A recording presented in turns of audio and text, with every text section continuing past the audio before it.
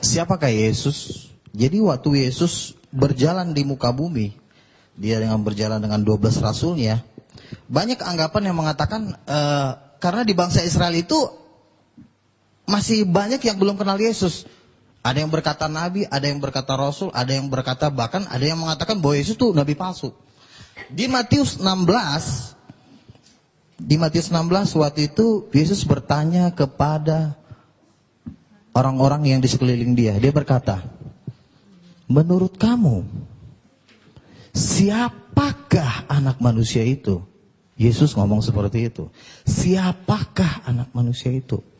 Lalu jawab murid-muridnya, ada yang berkata nabi, ada yang berkata Elia, Yesus katanya gitu. Terus mereka menjawab lagi, ada yang berkata Musa atau salah seorang di antara para nabi. Saudara tahu bahwa jawaban dari mereka ini sebenarnya sudah mewakili jawaban dari semua agama. Tetapi pada saat Yesus mendengarkan jawaban mereka ini, Yesus tidak mengatakan, itu benar. Apa tadi? Nabi. Itu benar nabi. Yesus tidak marah seperti itu. Dia tidak pernah marah seperti itu. Dia jalan lagi. Menurut kamu siapakah anak manusia itu? Salah satu di antara para nabi. Dia lewat. Siapakah Yesus itu? Musa. Dia lewat juga.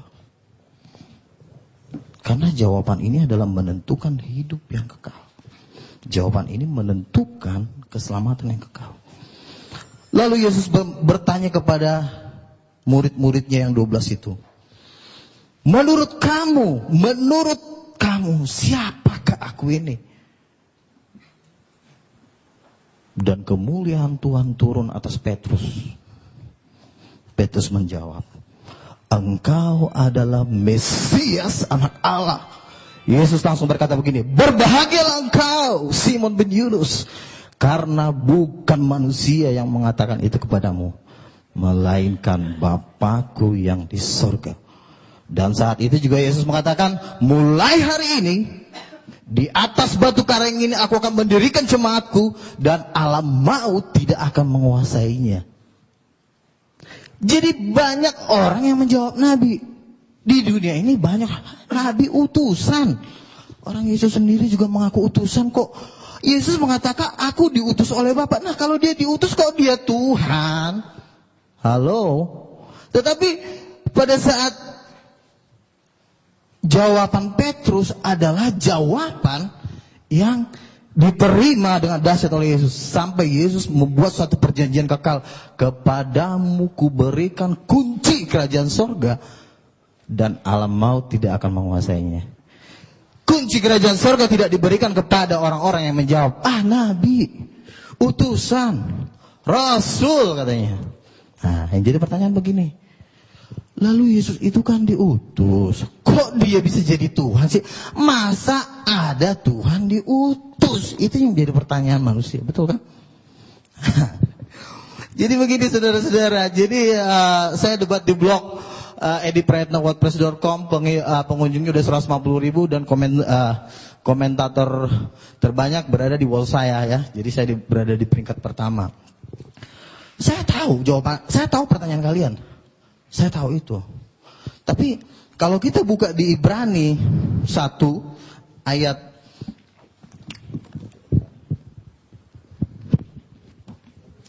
Ibrani 1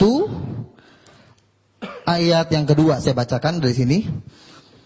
Maka pada zaman akhir ini ia telah berbicara kepada kita. Ayat 1 sampai 2 ya, saya baca dari.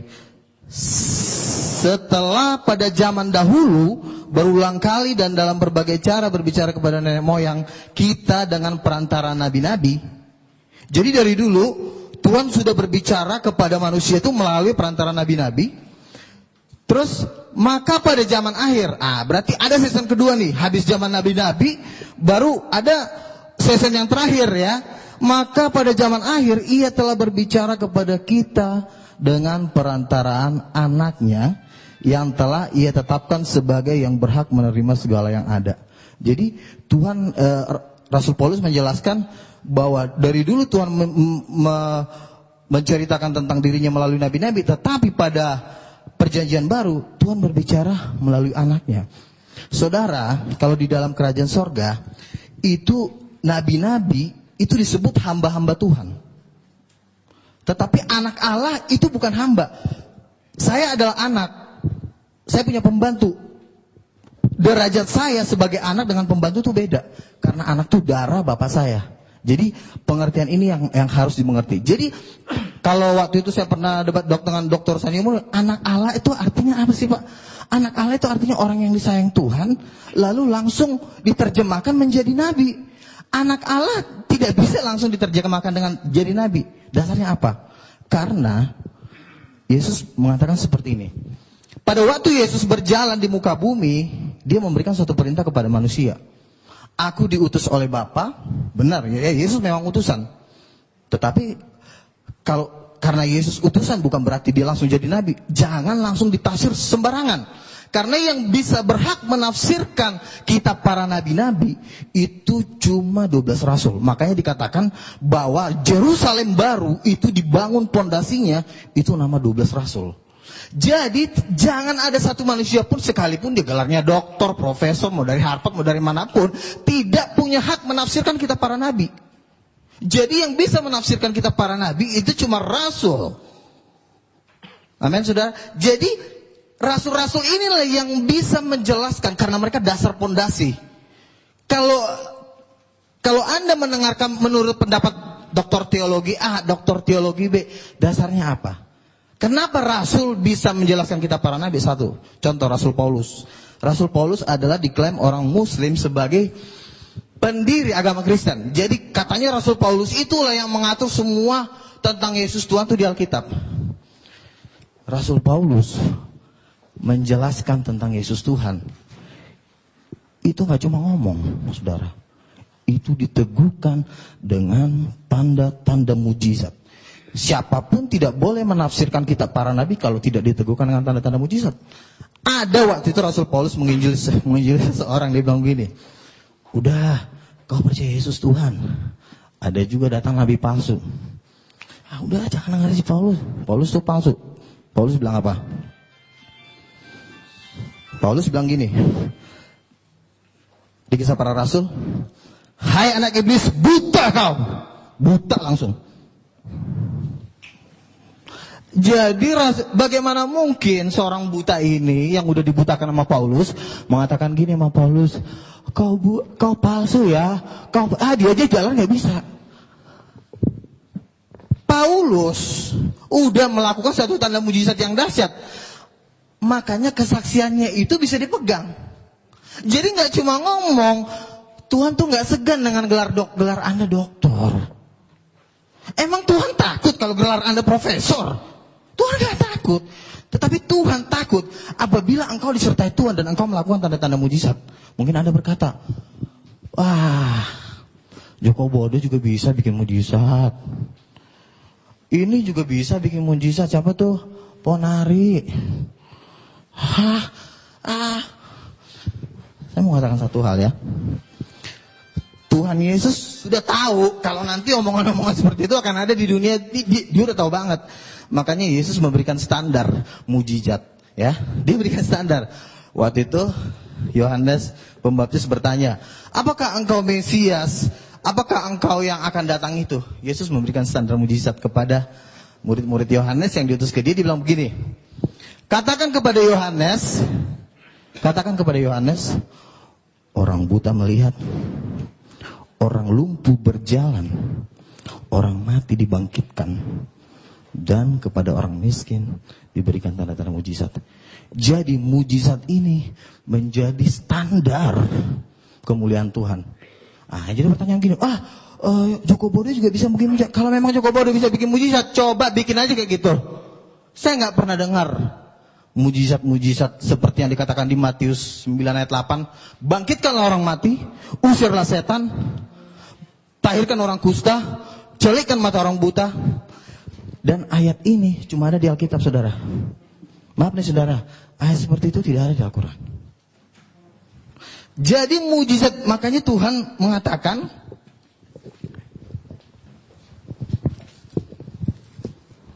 saya bacakan dulu. Jadi pernyataan-pernyataan seseorang harus diteguhkan dengan tanda-tanda mujizat. Saya baca Kisah para Rasul 14 ayat 3. Paulus dan Barnabas tinggal berapa waktu lamanya di situ. Mereka mengajar dengan berani karena mereka percaya kepada Tuhan, dan Tuhan menguatkan berita tentang kasih karunia-Nya dengan mengaruniakan kepada mereka kuasa untuk mengadakan tanda-tanda mujizat. Jadi tanda-tanda mujizat itu, lalu pernah saya debat di Facebook, dibilang begini, Pak Luga, mujizat kan itu kan ada kan cuma di zaman Nabi. Coba tunjukin ayatnya di mana mujizat cuma berhenti di zaman Nabi. Yoel 2:28 mengatakan bahwa pada hari-hari terakhir justru Tuhan lebih dahsyat lagi bikin mujizat. Bahkan dia bisa menurunkan api dari langit. Nah, Reinhard Bonnke mengadakan KKR di Afrika, itu sampai 100 orang mati dibangkitkan. Orang buta melihat, orang lumpuh berjalan. Lalu ada satu orang lagi, teman saya ngomong gini, ada namanya Paulus Tanker loh Pak Luga. Kenapa Paulus Tanker? Dia itu mantan pendeta. Oh gitu. Terus apa? Dia temannya Gilbert Lumenong. Terus kenapa? Katanya orang yang buta itu dibayar. Habis dibayar, disuruh maju ke depan, pas buta melihat, wih, orang jadi histeris. Jadi itu dibayar katanya. Oh gitu, dibayar. Jadi siapa tadi namanya? Paulus Tanker. Oke. Kan firman Tuhan berkata, 2-3 orang saksi sah. Kalau memang itu dibayar, akan juga banyak cerita-cerita seperti Paulus Tanker di Nigeria, di Afrika, dan banyak terjadi pembayaran. Jadi tidak bisa satu orang kesaksian dijadikan menjadi satu landasan.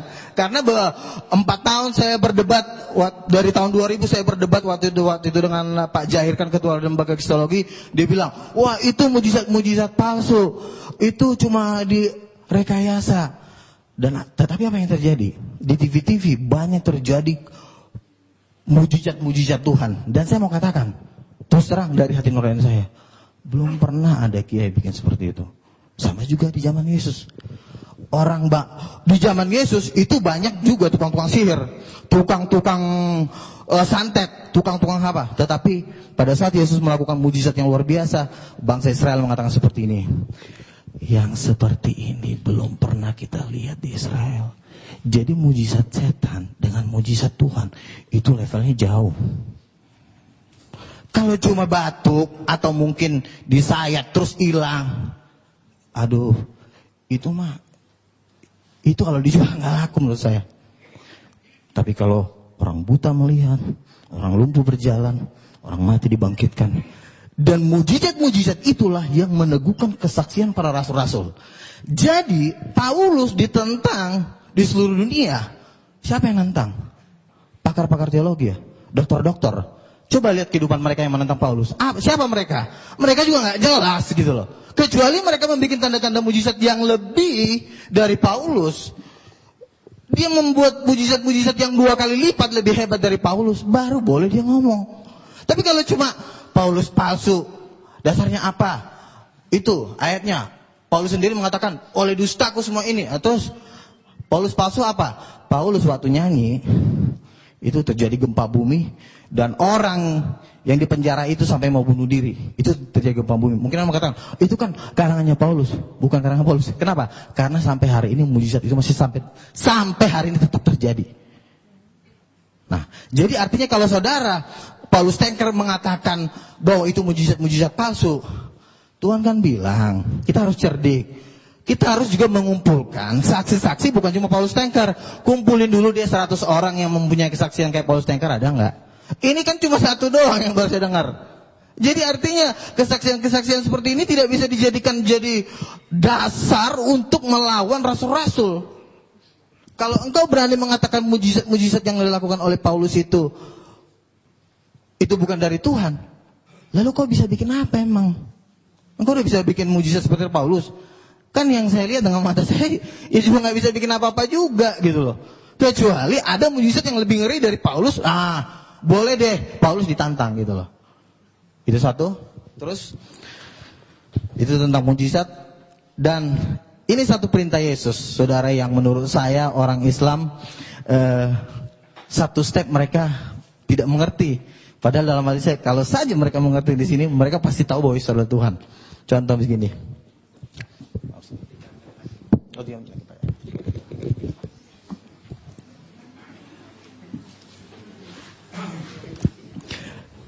Yesus turun ke bumi, dia memberikan satu perintah. Perintahnya apa? Yesus berkata, percayalah kepada Allah, berdoalah kepada Allah. Orang Islam langsung amin, yes. Wih, sama dong sama kita. Yesus aja juga menyuruh orang berdoa kepada Allah. Wah, yes. Kita percaya kepada Allah, sama. Buktinya Yesus menyuruh orang berdoa kepada Allah. Berarti dia bukan Tuhan. Salah. Masih ada sambungannya. Inilah yang kalian gak pernah pelajarin. Apa? Yesus mengatakan seperti ini. Berdoalah kepada Allah.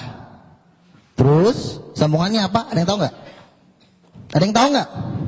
Berarti nggak pernah baca Alkitab. Ayo, ada yang tahu nggak? Wah, katanya ini pakar-pakar kristologi semua nih. Katanya, wah, berdoalah kepada Allah. Sambungannya apa?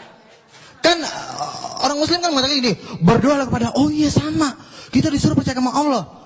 Terus itu masih ada sambungannya. Oh, orang Islam nggak mau. Enggak. Percaya kepada Allah. Cukup tuh. Menyembah Allah aja. Allahu Akbar. Kata Yesus, belum selesai. Enggak. Cuma itu aja. Yang penting berdoa kepada Allah. Belum selesai kata Yesus. Dan apa yang terjadi di hari penghakiman? Yesus memisahkan antara domba dan kambing. Yesus akan mengatakan seperti ini kepada. Karena Yesus mengatakan berdoalah kepada Allah.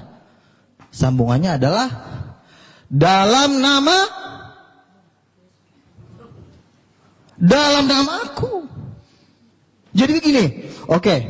Sembah Allah, Allahu Akbar. Terus kata Yesus, harus pakai dalam namaku. Loh, kenapa harus pakai dalam namaku? Emang Yesus siapa? Ya kan? Yang menjadi pertanyaan adalah, emang Yesus siapa? Kenapa harus pakai nama dia? Loh, harus dalam nama Allah. Harusnya nama Allah dong. Sekarang saya tanya sama ibu, nama Allah siapa? Allah. Nama Allah katanya Allah. Salah.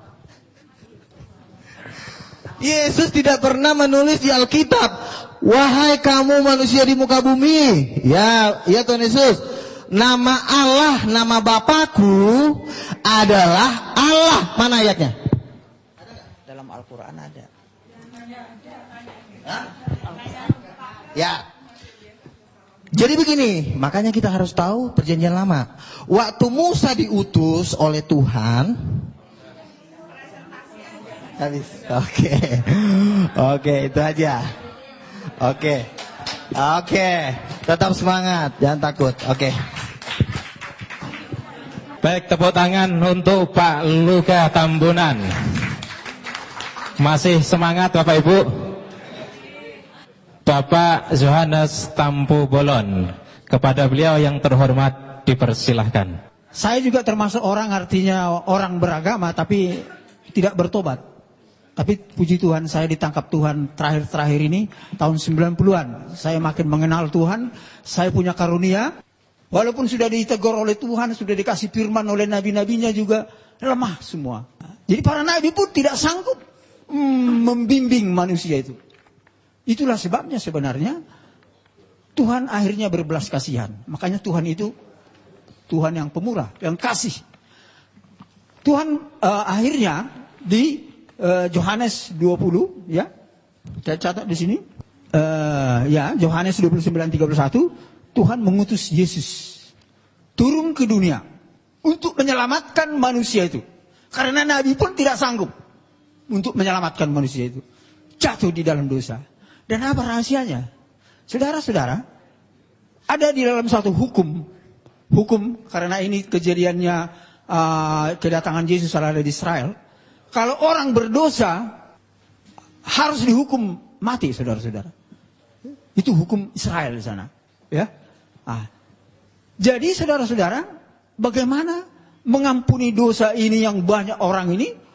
Apakah harus dimatikan? Tuhan akhirnya berbelas kasihan. Itu tidak sangat mungkin. Saya menciptakan mereka segambar dengan saya. Akhirnya dengan kasih Allah, inilah yang kita kenal dengan Tuhan Roh Pemurah. Dia mengutus Yesus yang adalah rohnya sendiri sesuai dengan Alkitab dan Al-Quran. Itu dia bukan hasil perkawinan manusia biasa. Tapi Alkitab menyaksikan dia adalah roh Allah sendiri. Dia hanya menjelma. Al-Quran juga saya baca, dia adalah menjelma gitu ya melalui Miriam. Sama, hampir sama titik tertemunya di sini. Jadi kalau dua Alkitab mengatakan tentang Mesias itu adalah Roh Allah, kebenarannya tidak ada yang bisa menyangkal, saudara-saudara. Ya itu. Jadi di sinilah yang kita bersyukur dua agama besar ini, bahkan sebenarnya dengan agama Yahudi di dalam akhir zaman ini sedang Tuhan pertemukan. Ya, mengenal Tuhan itu sendiri. Sedang Tuhan pertemukan. Inilah keajaiban tiga agama ini. Maaf aja dengan agama yang lain saya tidak bisa nyambung. Karena tidak ada nabi-nabinya. Tidak ada pewahyuannya. Karena kunci rahasia daripada firman adalah ada pewahyuan dan harus ada nabinya. Ya, gak mungkin itu diberikan kepada bukan manusia nabi. Kalau manusia biasa gak bisa, bapak-bapak sekalian. Ya, gak sembarangan. Jadi itulah saudara-saudara kekasih. Akhirnya Tuhan mengutus Yesus sebagai Mesias. Dan persoalannya sekarang, kenapa Yesus yang diutus? Bukan Nabi lagi. Saya belajar Alkitab teologi, saudara-saudara. Ternyata saudara-saudara, yang harus dihukum ini harus mati. Untuk mengampuni dosa ini harus mati. Itu? Benar, Yesus harus mati. Makanya menurut teologi, Yesus itu 100% manusia. Tapi persoalannya sekarang, siapa yang bisa mengampuni dosa manusia? Apakah ada manusia yang bisa mengampuni manusia? Nggak bisa. Hanya Tuhan yang bisa mengampuni dosa manusia. Makanya Yesus itu setengah ya Roh Allah dan memang ada dagingnya adalah manusia dan lahir ke bumi. 100% Allah dan 100% manusia. Itulah keajaibannya. Ya, inilah keajaiban daripada rahasia ini, Bapak Ibu sekalian. Karena apa? Kalau Nabi sendiri nggak sanggup mengampuni dosa, Bapak Ibu sekalian, nggak sanggup. Itulah makanya waktu saya belajar teologi, oh iya luar biasa. Saya juga mengerti, luar biasa kenapa sampai seperti itu adanya rahasia Tuhan itu. Jadi itulah sebabnya oleh karena kasihnya dia mengutus Yesus dengan seperti itu, rahasia seperti itu, saudara-saudara. Ya, dan saudara-saudara, apa yang terjadi ketika Yesus benar-benar disalib, ya, oleh Raja Herodes itu, Raja Herodes menyalib dia. Iblis memakai Raja Herodes. Dan ketawa-ketawa iblis itu. Oh, dia sudah mati. Tapi jangan salah, Bapak Ibu Alkitab ini mengatakan semua ada di firman ini, tapi saya nggak sempat baca ini karena sangat cepat. Ada tertulis di sini, saya singkat aja poinnya. Ketika Yesus tersalib, dia dikubur. 3 hari lamanya dia ke alam maut. Dia berperang dengan iblis di sana. Tapi saudara-saudara, apa yang terjadi? Dia bangkit. Alkitab ada tertulis ya, dia bangkit. Dia berarti menang melawan iblis. Kalau dia tidak bangkit, dia berarti tidak menang melawan iblis. Tapi ternyata bangkit. Bahkan dia naik ke surga. Dan firman-Nya ada dikatakan di sana, saya akan ke surga untuk menyiapkan tempat bagi umat manusia. Menyiapkan tempat. Ya, tetapi dia mengutus Roh Kudus. Itu kunci rahasianya di sini. Kenapa harus diutus Roh Kudus? Karena Roh Kudus inilah yang bisa, kalau kita percaya kepada Isa Al-Masih sebagai Mesias, ini Roh Allah yang bisa menyertai kita tiap hari. Itu ada di hati kita. Saudara-saudara, itu kelebihan keunggulan daripada rahasia daripada Yesus diutus ke dunia ini.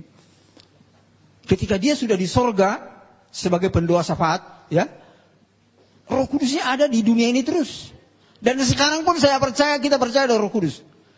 Alkitab mengatakan itu, bahkan Al-Quran juga mengakui ada Roh Kudus. Roh Allah, ya, Rohullah. Itu ada di mana-mana. Makanya Tuhan itu ada di mana-mana. Inilah yang dinamakan elemen Trinitas. Elemen Trinitas. Bapa, Yesus, dan Roh Kudus. Dan Roh Kudus inilah yang menolong kita ketika percaya kepada Allah. Ya, inilah yang luar biasa. Dan saudara-saudara, para rasul, para nabi disertai Roh Kudus. Kalau tidak ada Roh Kudusnya para nabi, wah itu bukan nabi, saudara-saudara. Bukan rasul itu namanya. Dan saya bersyukur saya telah diurapi oleh Roh Kudus ketika saya percaya kepada Isa. Bahkan saya ada kuasa dan pengalaman menghancurkan kuasa iblis. Oh, luar biasa Bapak Ibu. Kalau kita diurapi oleh Roh Kudus itu sendiri, kita ada kuasa, ada firman-Nya tertulis. Ada kuasa. Bisa, iblis itu bisa kita hancurkan. Kuasanya ya, jangan salah. Bahkan para dukun, maaf aja, bisa santai-santainya itu bisa hancur.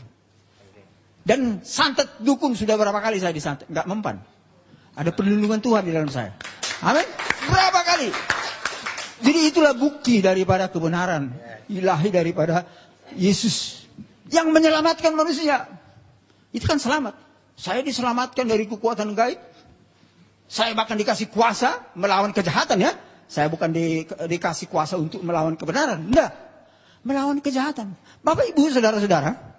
Walaupun Yesus sudah tersalib dan sudah naik ke surga. Iblis itu bapak-bapak ibu sekalian bertahu. Sampai sekarang masih bekerja.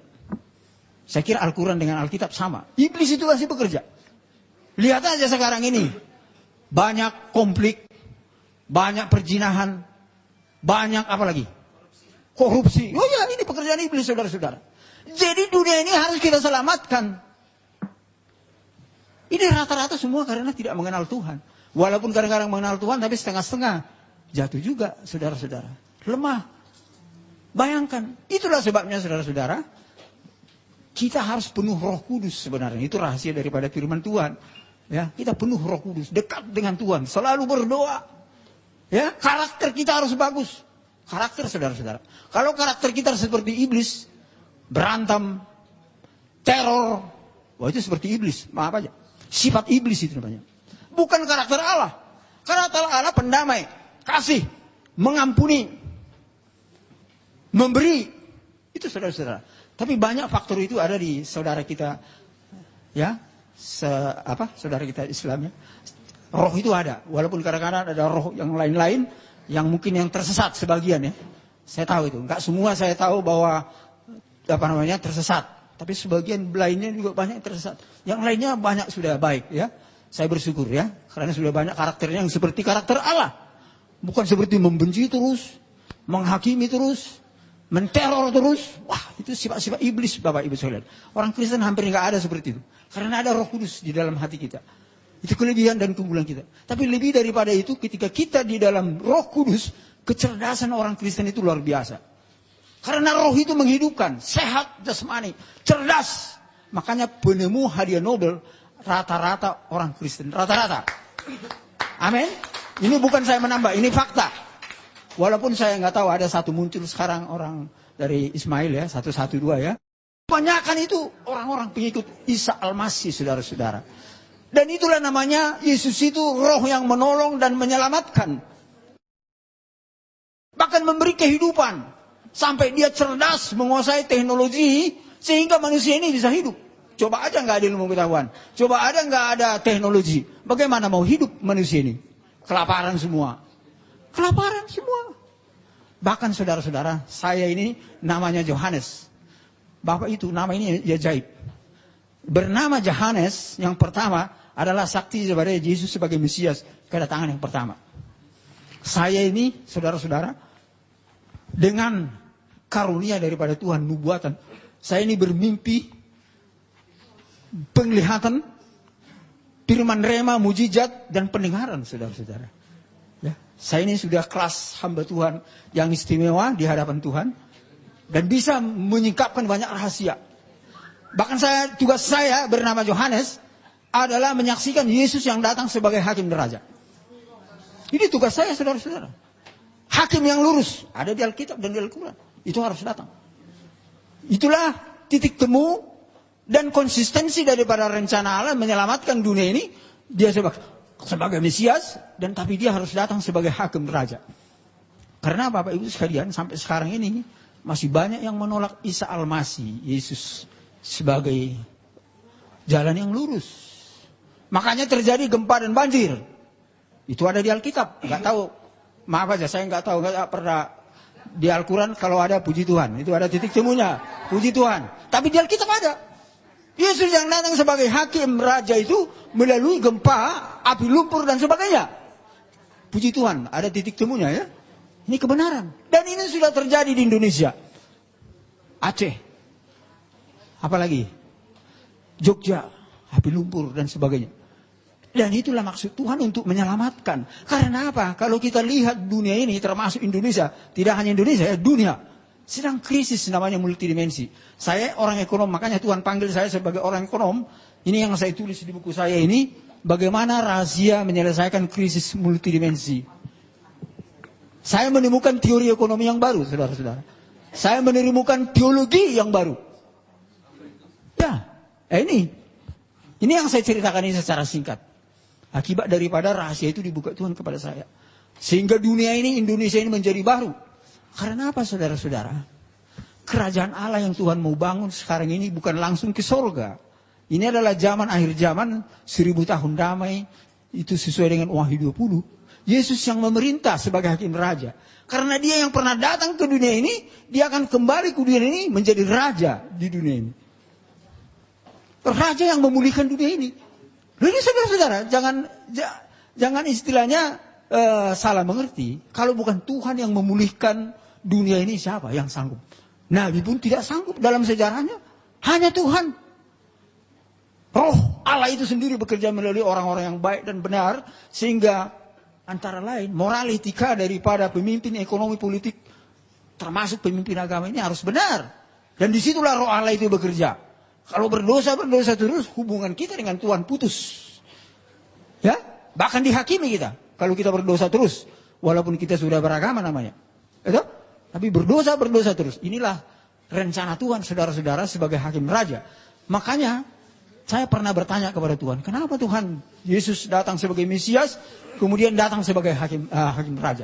Saudara-saudara sekalian, penelitian saya di dalam alam roh dan Alkitab, Yesus datang sebagai Mesias itu dia lebih menekankan kepada roh kemurahan, kasih. Ya, bahkan dia sampai mau tersalib untuk menyelamatkan manusia itu. Tetapi saudara-saudara, Alkitab mengatakan, kalau Yesus datang sebagai hakim raja, dia akan mencurahkan sifat Allah yang perkasa. Bukan yang pemurah, yang perkasa. Tapi tidak meninggalkan yang pemurah. Ini aspek nubuatan ya, teologi. Yang perkasa artinya tegas. Yang jahat harus dihukum. Yang fasik harus ditegur. Bertobat. Begitu saudara-saudara. Sampai terjadi gempa banjir itu semua adalah teguran. Bagi orang-orang yang nggak percaya Tuhan itu, saudara-saudara. Sampai dia semua agama percaya bahwa hakim yang adil itu, jalan yang lurus itu menyatakan dirinya. Kiranya Tuhan memberkati kita semua.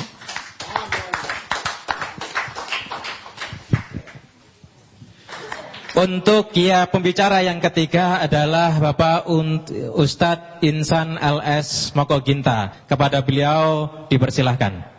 Baiklah. Bismillahirrahmanirrahim. Assalamualaikum warahmatullahi wabarakatuh. Alhamdulillahillazi arsala rasulahu bil huda wa dinil haq liyuzhir 'ala dini kullihi walau karihal musyrikun. Asyhadu an la ilaha illallah wahdahu la syarikalah. Asyhadu anna Muhammadar Rasulullah la nabiyya ba'da. Amma ba'd. Bapak Ibu hadirin sekalian yang dirahmati oleh Allah Subhanahu wa taala, tadi kita telah mendengarkan paparan dari teman-teman kita, pembicara dari Kristen, yaitu Bapak Luga Tambunan dan Pak Yohanes Tampu Bolon. Sebenarnya tema ini bukan hanya who is Jesus, masih ada sambungannya ya. Tema yang sudah kami sepakati, saya dengan Pak Luga, who is Jesus? God or prophet? Maksudnya Tuhan atau Nabi ya, kira Pak ya. Jadi siapakah Yesus, Tuhan atau Nabi? Nah, tadi kedua pembicara telah mempresentasikan tentang Yesus sebagai Tuhan dengan segala kelebihannya. Tapi untuk membantahnya nanti sebentar saja, saya akan mempresentasikan dan membuktikan bahwa Yesus itu benar-benar Nabi, bukan Tuhan, berdasarkan Alkitab.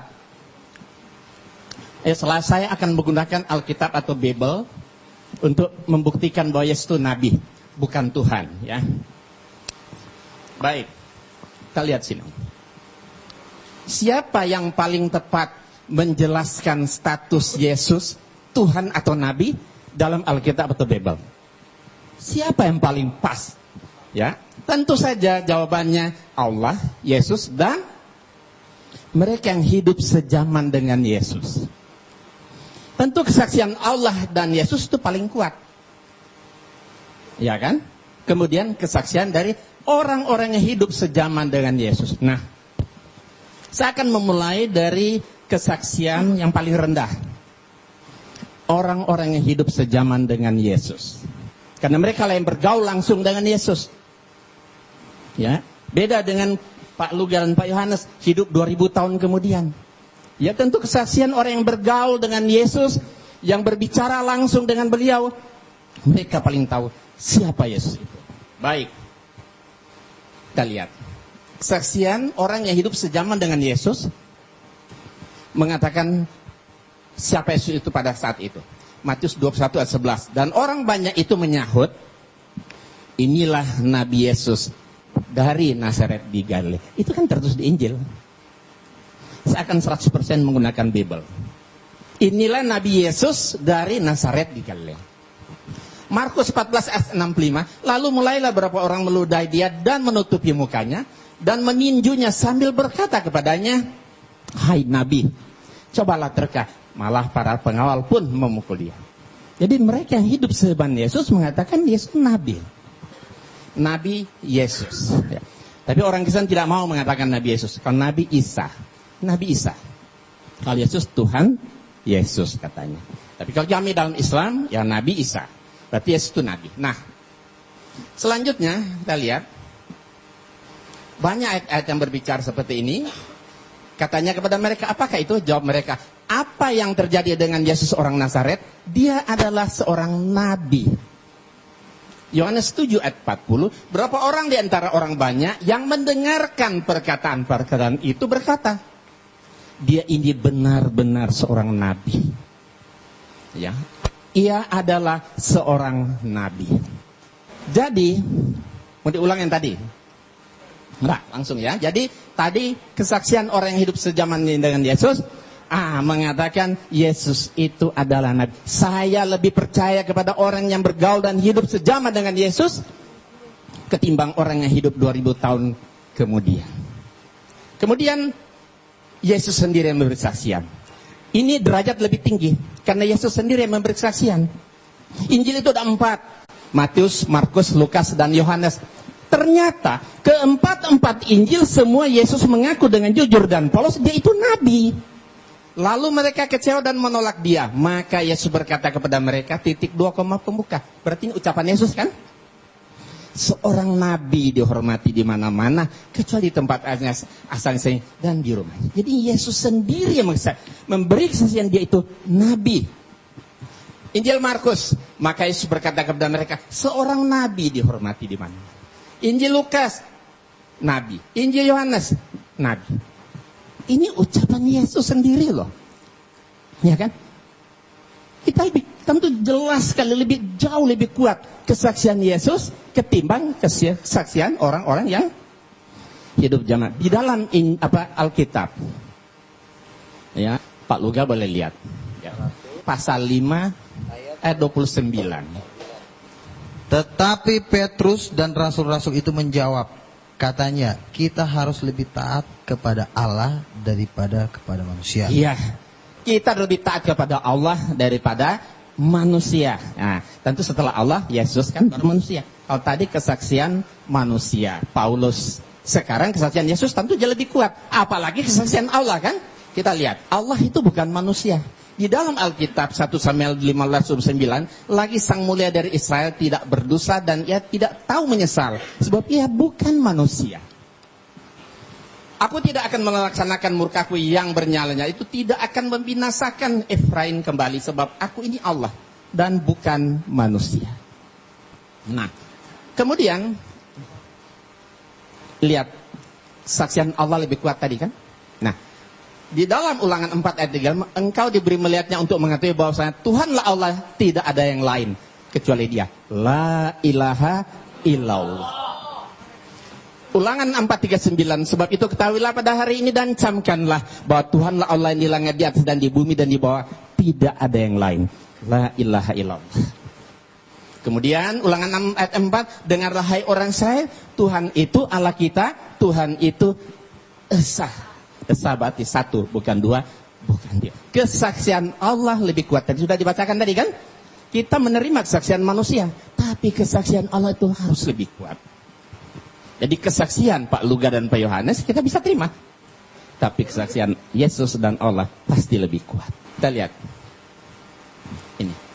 Tidak ada Allah kecuali aku. Di Yesaya, ya, bahwa aku tetap Dia. Akulah Tuhan dan tidak ada juru selamat selain daripada aku. Ya, akulah Allah, juga seterusnya aku tetap Dia. Jadi Allah tetap Allah, nggak akan pernah berubah menjadi manusia. Kemudian kita lihat banyak. Akulah Tuhan dan tidak ada yang lain. Tidak ada yang lain di luar aku. Akulah Tuhan dan tidak ada yang lain. Akulah Tuhan dan tidak ada yang lain. Ya, akulah Tuhan yang terdahulu dan akulah yang terkemudian. Tidak ada yang lain selain daripada aku.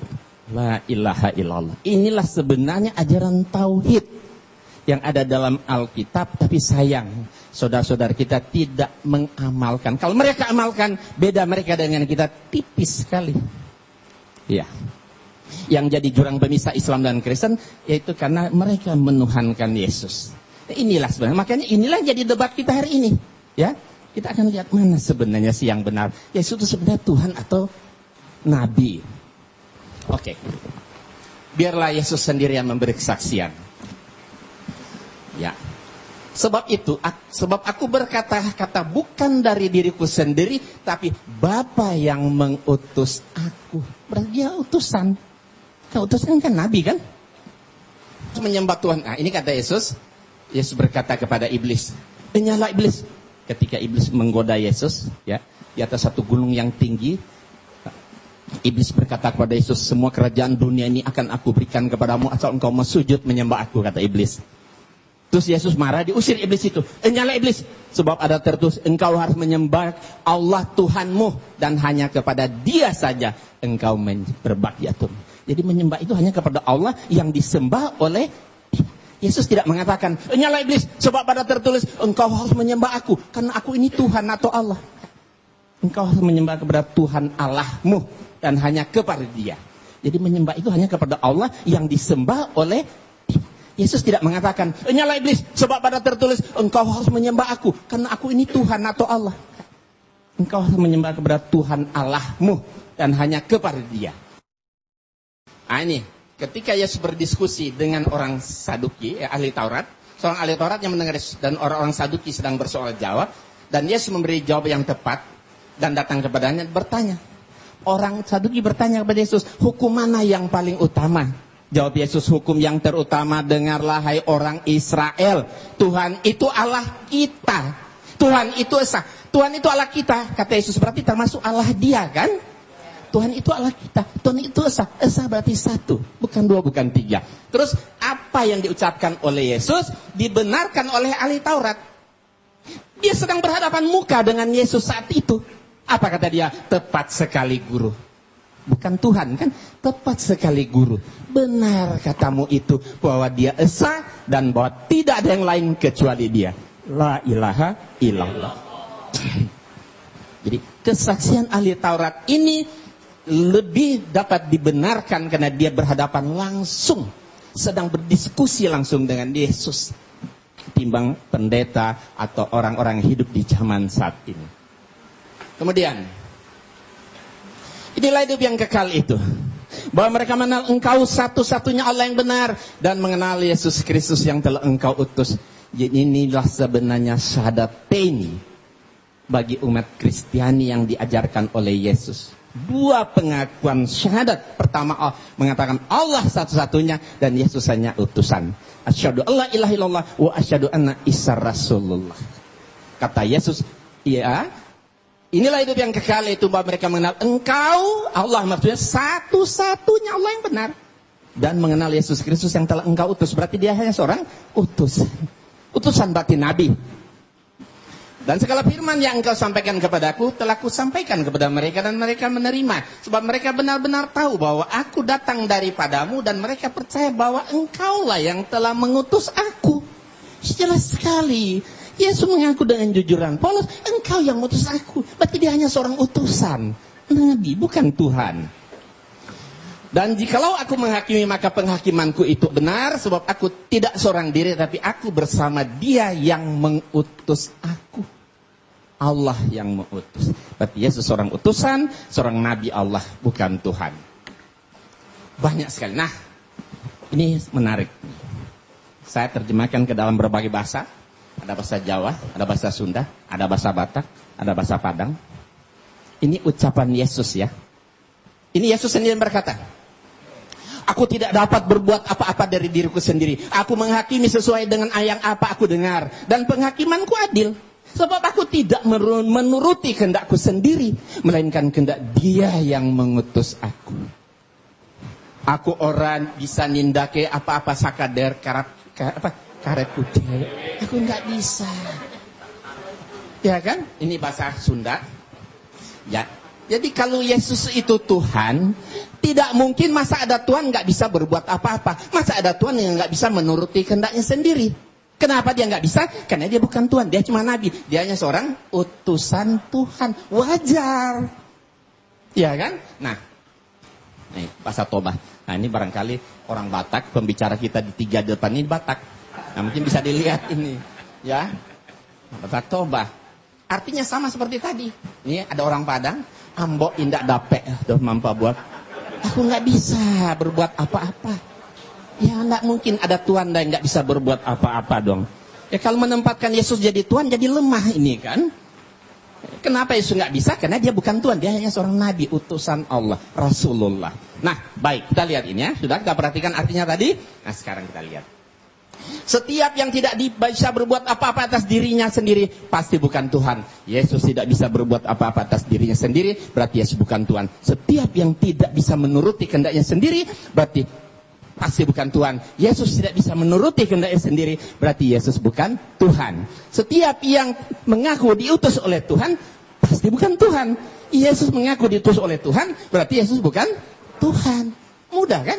Nah, jadi kesimpulannya Yesus bukan Tuhan, tapi dia seorang nabi. Terakhir, satu lagi. Yesus sangat ketakutan kepada malaikat. Ya, di sini kita bisa lihat ini ayat Bible. Kita bukan merendahkan Yesus, tapi mendudukkan Yesus pada posisinya yang benar. Ya. Kalau Yesus itu Tuhan, masa ada Tuhan takut sama malaikat? Tentu nggak wajar kan? Tapi kalau dia nabi, wajar. Maka seorang malaikat dari langit menampakkan diri kepada Yesus. Ya, untuk memberi kekuatan kepadanya. Ya, Yesus sangat ketakutan dan semakin bersungguh-sungguh berdoa. Peluhnya bagaikan keringat darah yang bertetesan ke tanah. Perhatikan. Yesus ketakutan kepada malaikat. Nah, kita lihat di sini Injil bahasa Sunda dan Jawa. Ya, silakan baca yang orang Jawa sama orang Sunda.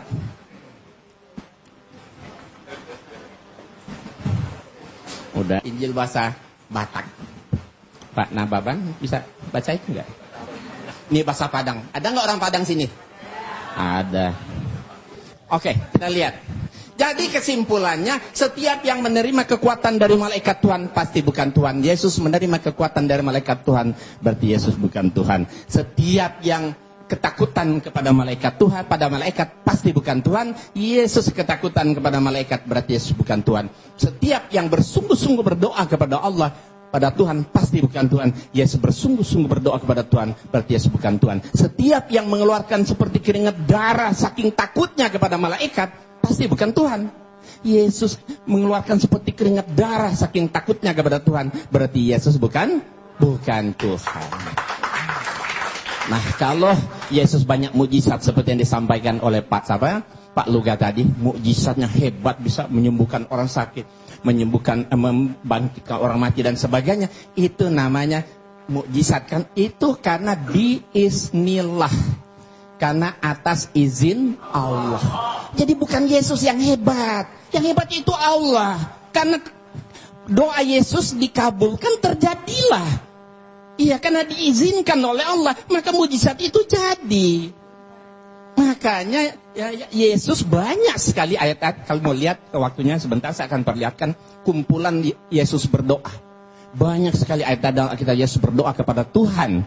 kalau Yesus itu Tuhan, kenapa Tuhan masih berdoa? Berdoa kepada Tuhan yang mana lagi? Nah, karena doanya dikabulkan, terjadilah mukjizat itu untuk membuktikan bahwa dia itu betul-betul seorang nabi. Ya kan, supaya Bani Israel yakin dan percaya bahwa Nabi Isa adalah seorang nabi. Ya, saya rasa nanti dilanjutkan ya. Terima kasih kepada Bapak Insan LS Moko Ginta. Sekali lagi tepuk tangan biar tambah semangat. Baik, untuk pembicara kita terakhir yang keempat adalah Ustadz Samsul Arifin Nababan. Ini pembicara Batak yang ketiga. Kepada beliau 20 menit dipersilahkan. Assalamualaikum warahmatullahi wabarakatuh. Selamat sore kepada saudara-saudara kami dari umat Kristiani. Alhamdulillah, wassalatu wassalamu ala rasulillah wa ala alihi wa sahbihi wa mawalah, amma ba'd. Yang kita hormati saudara kita, pembicara dari umat Kristiani, Bapak Pendeta Luga Tambunan, dan juga Bapak Pendeta Johannes Tampu Bolon. Juga yang kita hormati pembicara dari pihak Muslim, Ustadz Haji Insan LS Moko Ginta. Bapak-bapak, ibu-ibu, para hadirin dan pendengar yang saya muliakan. Pertama sekali, saya secara pribadi sangat mengapresiasi acara dialog yang semacam ini, yang menurut hemat saya kegiatan dialog ini sudah lama sekali tidak pernah dibudayakan oleh masyarakat kita, dialog lintas agama. Dan mudah-mudahan kita yang menghidupkan kembali tradisi ini untuk kemudian diikuti oleh generasi kita yang lain. Al-Quran sendiri memang memerintahkan kepada umat Islam untuk senantiasa membudayakan dialog. Dan dialog itu salah satu perintah Allah, dan juga salah satu metode, salah satu cara untuk menyampaikan misi-misi kita. Al-Quran sendiri yang berjumlah 6.236 ayat kurang lebih, hampir sepertiga berbicara tentang dialog. Apakah itu dialog Allah dengan malaikat, dialog Allah dengan para nabi, dialog nabi dengan para orang tua dan anaknya, dialog Nabi dengan umatnya, itu banyak kita jumpai dalam Al-Quran. Nah, salah satu dialog yang dianjurkan dalam Al-Quran ini adalah kita berdialog dengan saudara-saudara kita yang non-muslim. Seperti yang Allah perintahkan dalam surat Al-Ankabut ayat 46. A'udzubillahi minasyaitonirrajim. وَلَا تُجَادِلُوا أَهْلَ الْكِتَابِ إِلَّا بِالَّتِي هِيَ أَحْسَنُ. Janganlah kamu berdebat dengan orang-orang Yahudi dan Nasrani atau orang ahli kitab, terkecuali dengan cara yang terbaik, bukan baik. Al-Quran memerintahkan bukan baik, tetapi harus dengan cara yang terbaik. Kalau sudah terbaik ini dalam segala aspek, pilihan materinya, maudhu yang dibicarakan, susunan katanya, bahasanya, dan lain sebagainya. Karena dialog ini adalah salah satu cara kita untuk menyampaikan kebenaran. Demikian juga dalam surat An-Nahl ayat 125. Allah mengatakan, A'udzubillahi minasyaitonirrajim. Ud'u ila sabili rabbika bil hikmah wal mau'izatil hasanah wajadilhum billati hiya ahsan. Ajaklah manusia itu ke jalan Tuhanmu, kepada kebenaran, kepada Islam. Dengan cara apa kita mengajak mereka? Yang pertama kata Allah, bil hikmah, dengan penuh kebijaksanaan. Yang kedua, dengan memberikan nasihat-nasihat dan pelajaran-pelajaran yang berguna, yang bermanfaat, yang mudah dicerna. Dan yang ketiga, kepada orang yang berbeda keyakinan dengan kamu, kata Allah, wajadilhum billati hiya ahsan. Berdialog atau berdebat dengan mereka, tetapi dengan cara yang terbaik, kata Allah.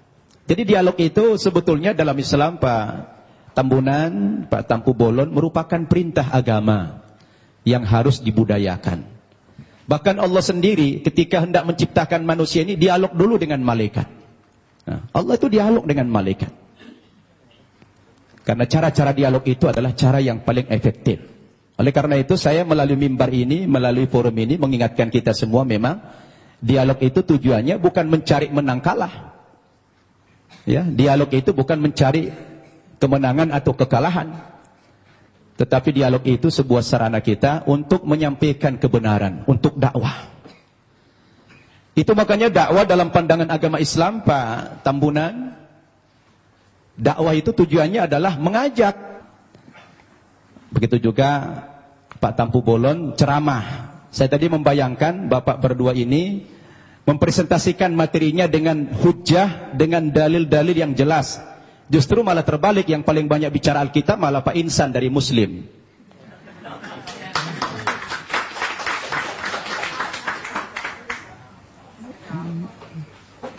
Itu yang kita harapkan tadi. Saya pun pengen tahu banyak, tapi sudah terlanjur beliau tadi mempresentasikan dengan gaya retorika, gaya ceramah, ya apa boleh buat ya. Saya tadi berharap dialog ini dengan cara-cara yang ilmiah, tidak dengan ceramah, tapi menggunakan dalil. Ada dua dalil yang bisa kita pakai. Pertama, dalil nakli, teks atau konsep. Yang kedua, dalil akli, akal atau logik. Dua hal ini bisa menangkap kebenaran yang sedang kita diskusikan hari ini, yang mengambil tema siapa itu Yesus, Tuhan atau Nabi. Baik Bapak Ibu yang saya muliakan, agar tidak terkesan mengulang materi yang sudah disampaikan pembicara terdahulu, saya akan masuk kepada materi yang lain dengan tema yang sama.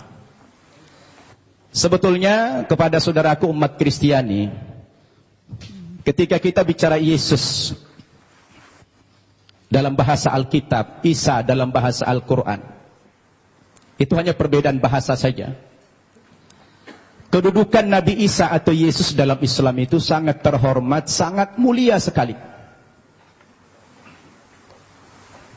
Bahkan kami bukan sekedar menghormati atau memuliakan Nabi Isa, tetapi Nabi Isa itu menjadi salah satu rukun iman kami, yang kami tidak sah menjadi seorang muslim apabila mengingkari kerasulan Nabi Isa itu. Tetapi memang kedudukannya dalam Islam, Nabi Isa itu adalah seorang nabi, seorang utusan Tuhan, bukan sebagai Tuhan, bukan pula sebagai anak Tuhan, seperti yang diimani oleh saudara kita umat Kristiani. Berdasarkan dalil yang begitu banyak, baik dengan pendekatan Al-Quran maupun pendekatan Alkitab. Saya ulangi, umat Islam wajib beriman kepada Yesus. Tidak sah iman umat Islam kalau tidak percaya kepada Yesus sebagai seorang rasul, sebagai seorang nabi. Bayangkan itu Pak Tambunan, Pak Tampu Bolon, batal imannya orang Islam kalau mengingkari salah satu seorang nabi itu. Makanya dalam sharing saya dengan umat kita Nasrani, saya selalu katakan begini, Kalaulah seandainya agama Kristen itu yang benar, dengan tokohnya adalah Yesus, kemudian umat Kristen masuk ke dalam sorga, insya Allah umat Islam juga akan ikut masuk ke dalam sorga. Kenapa? Karena kita beriman kepada Yesus. Tetapi kalau Islamlah yang benar, dengan tokoh kita Nabi Muhammad, yang juga mengimani nabi-nabi yang terdahulu, kemudian saudara kita umat Kristiani tidak beriman kepada kerasulan Muhammad, mohon maaf, terpaksalah saudara kita masuk neraka kalau kayak masuk surga. Ini untungnya menjadi umat Islam. Kenapa? Karena apa yang mereka imani, kita imani juga. Tetapi apa yang kita imani, mereka tidak imani. Itulah perbedaan yang mendasar antara kita dengan umat Kristiani. Hanya persepsi tentang Nabi Isa. Dia Tuhan atau Nabi. Berdasarkan ayat-ayat Alkitab yang sudah dipaparkan begitu banyak oleh Ustadz Insan Mokokinta tadi, ternyata ratusan ayat yang kontradiksi.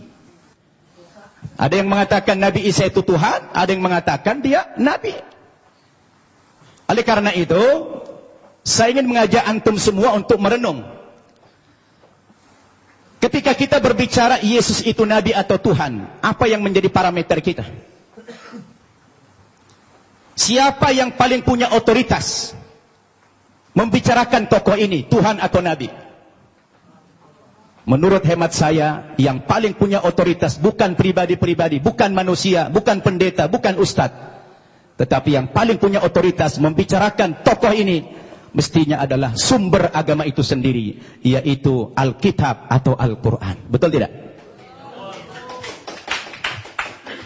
Harus sumber agamanya itu yang menjadi tolok ukur.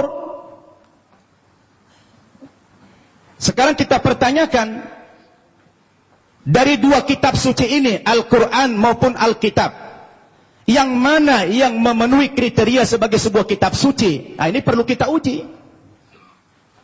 Ini perlu kita uji.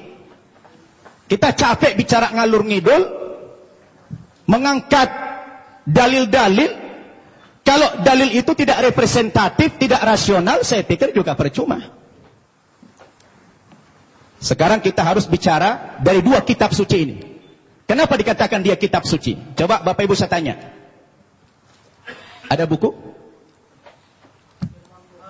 Coba ada buku?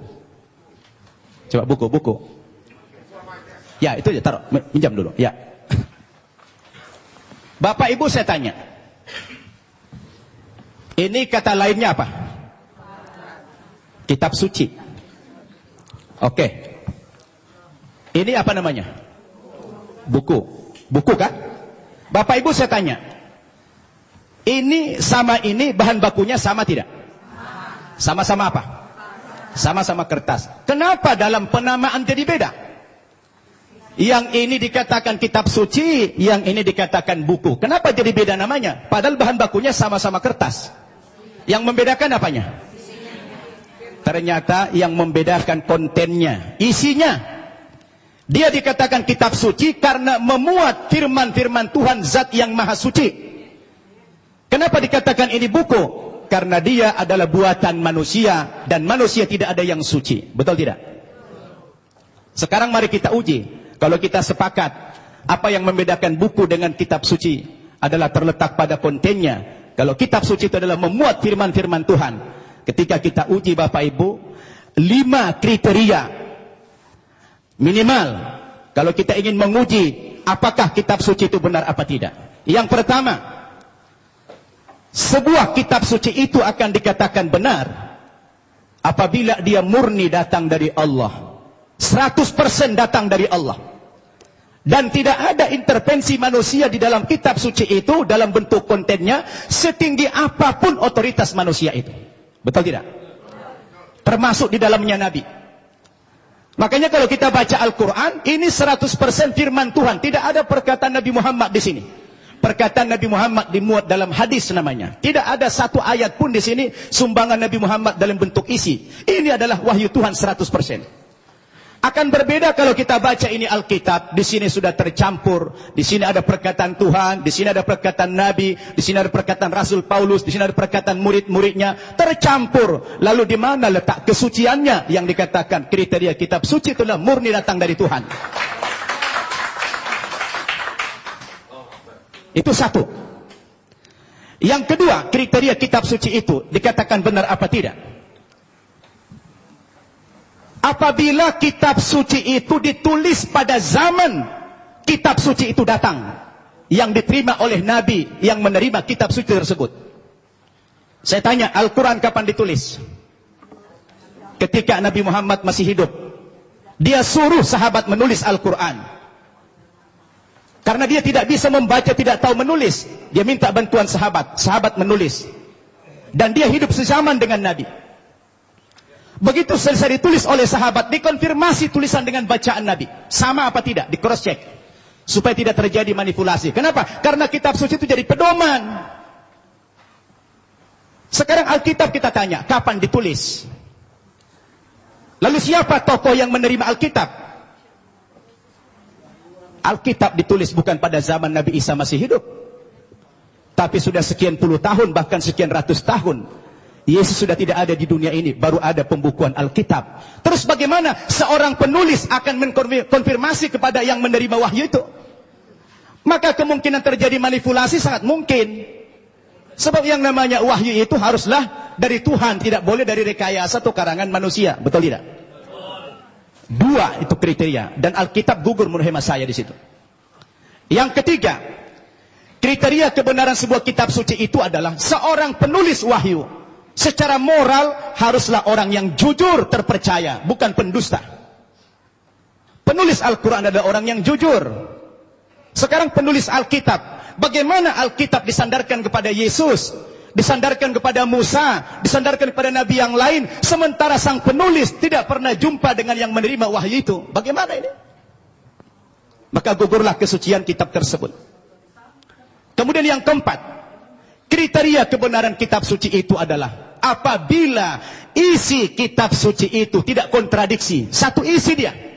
Kalau sudah bertentangan satu ayat dengan ayat yang lain, lalu yang mana yang mau dipegang? Masa Tuhan menurunkan tuntunan, pedoman hidup bagi manusia, tapi manusianya malah bingung. Yang ini mengatakan Yesus Tuhan, yang ini mengatakan Nabi. Loh, yang mana mau diikutin? Ternyata kalau kita baca Alkitab sendiri, tidak pernah kata-kata dari Yesus yang muncul pengakuan bahwa dia adalah Tuhan. Kalau kita baca dalam Injil Markus pasal 12 ayat 28 dan 29, ternyata Yesus sendiri mengatakan Tuhan itu adalah Allah yang Esa. Itu ada dalam Alkitab yang sudah dibaca oleh Pak Insan tadi. Lalu siapa yang mengatakan Yesus Tuhan? Itu Paulus ternyata. Yang mengatakan dia Tuhan itu Paulus, bukan Yesus. Semestinya Yesuslah yang lebih berhak mengatakan kalau dia Tuhan. Rupanya kita baca dalam Alkitab, saya tidak tahu Pak Tampu Bolon sudah baca belum itu. Ya, kalau kita baca dalam Alkitab, ternyata yang mengatakan dia Tuhan itu adalah Paulus. Dalilnya di mana? Dalam Kisah Para Rasul pasal 2 ayat 36. Ya, Kisah Para Rasul pasal 2 36. Apa kata Paulus? Jadi seluruh kaum Israel harus tahu dengan pasti bahwa Allah telah membuat Yesus yang kamu salibkan itu menjadi Tuhan dan Kristus. Coba. Ya, siapa yang mengatakan Yesus Tuhan? Paulus. Kemudian dalam kitab Filipi pasal 2 ayat 11. Dan segala lidah mengaku Yesus Kristus adalah Tuhan bagi kemuliaan Allah Bapa. Nah, dia yang mengatakan itu Paulus. Sekarang timbul pertanyaan, Paulus itu siapa? Paulus itu bukan muridnya Yesus, bukan sahabatnya Yesus, bukan pengikut Yesus, tapi Paulus itu adalah musuhnya Yesus. Nah, ini dia. Dan saya baca dalam Alkitab, ternyata aktor pendiri agama Kristen itu memang bukan Yesus. Yesus tidak pernah membawa agama Kristen. Yang mengatakan kata-kata Kristen itu adalah Paulus dalam Kisah Para Rasul pasal 11 ayat 25. Ketika dia mengajar di Antioquia lah pertama kali murid-murid itu dipanggil sebagai Kristen. Kristen artinya pengikut Kristus. Kristus artinya adalah juru selamat atau Al-Masih dalam Islam. Jadi Bapak Ibu yang saya muliakan, ini yang perlu kita jadikan sebagai alat ukur apakah Yesus Tuhan atau tidak. Kalau sudah kembali kepada Alkitab, saya pikir jelas semuanya. Maka kembali kepada kriteria yang tadi. Apa kriteria kebenaran sebuah kitab suci itu? Terakhir.